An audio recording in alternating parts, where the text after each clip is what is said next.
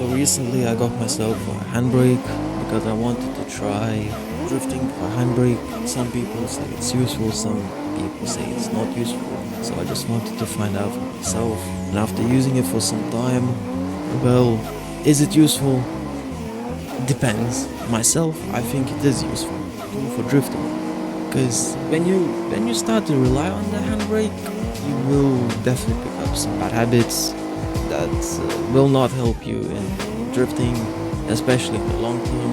As a new drifter, I would say it's not useful. The thing is, with the handbrake, you have an extra tool, which is always nice when drifting, when saving the drift, when initiating the drift. But the problem with the handbrake is that you can get used to it and start relying on it. Then your drifting becomes less dynamic when you rely on the handbrake, because all you know is how to pull the handbrake. You don't know how to control the car with your gas pedal, with your brake pedal, and your clutch. After drifting for a bit longer, I understand that gears, like switching from second to third, makes a huge difference in drifting. So in that sense, if you are new, do not buy the handbrake. Learn how to control the car, how it is, with just your pedals, because you will pick up many bad habits. The handbrake is an amazing tool. You have more ways to drift, to initiate, and sometimes even save a drift.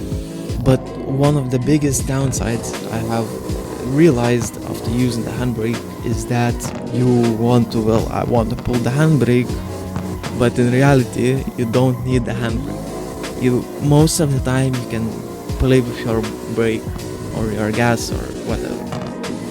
At first I saw the handbrake as a, let's say, a sweet. You see a sweet, oh, that's sweet, that looks very tasty, very nice. You want to use it, but do you need it? No.